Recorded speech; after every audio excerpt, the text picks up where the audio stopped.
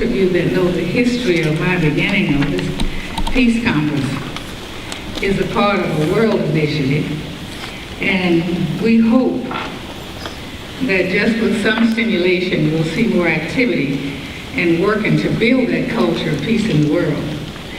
With my beginning, it had to do with observing young kids, boys, 12 and 14 years old, dressed in Army garb with big machine guns in their hands on the cover of Newsweek magazine in October of 2001, shortly after 9/11. And of course, being in Washington on 9/11, it was quite a shocking experience to see the Pentagon go up in fire and to watch on television the two buildings in New York. And of course, I lived right across the freeway from the Pentagon, so I could look out my bedroom and see it burning for a couple of days more. And I decided that I had to do something, no matter how small, to see if we couldn't reach some way of expanding the activity and ability and belief in a culture with women from Israel and Palestine called Women in Black, and there's a chapter here in Dallas, and the youth from that area called Seeds of Peace. All of these women scream out for peace. And I had challenged the peace negotiators to make women a part of that dialogue, and then they'd probably get somewhere. This is not to imply that all of our problems and concerns will go away, and nor is it to imply that only women can do it. But I'm convinced that women are much more humbled and much more willing to put all the cards on the table and be open about discussing ways and avenues to peace. Because we do have a unique perspective. First of all, we give birth to these young lives that are being lost.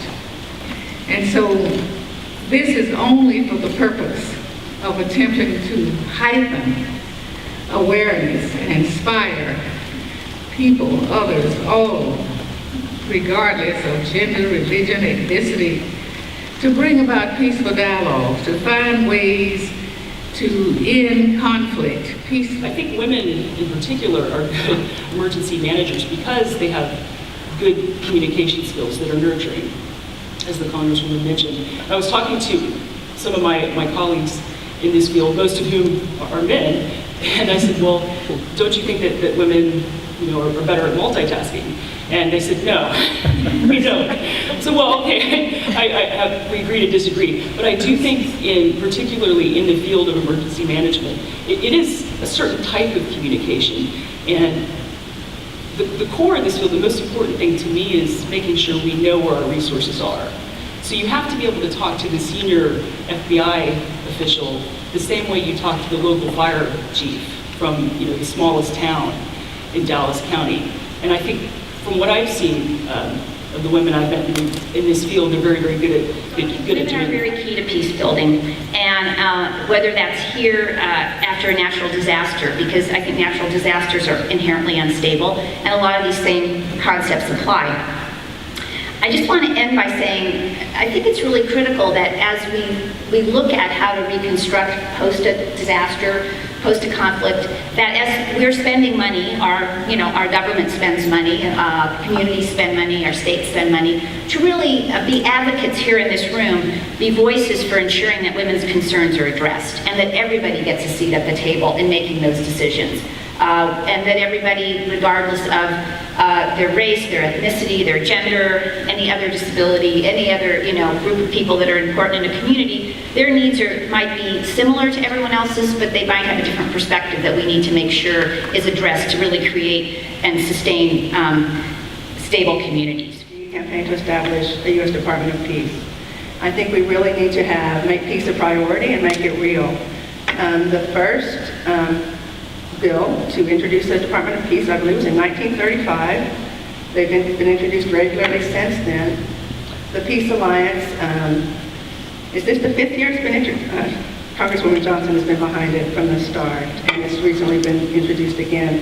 It would create a cabinet-level Department of Peace. There would be a Secretary of Peace. In any situations involving a conflict, you would have the Department of Defense, and equally you would have the Department of Peace represented.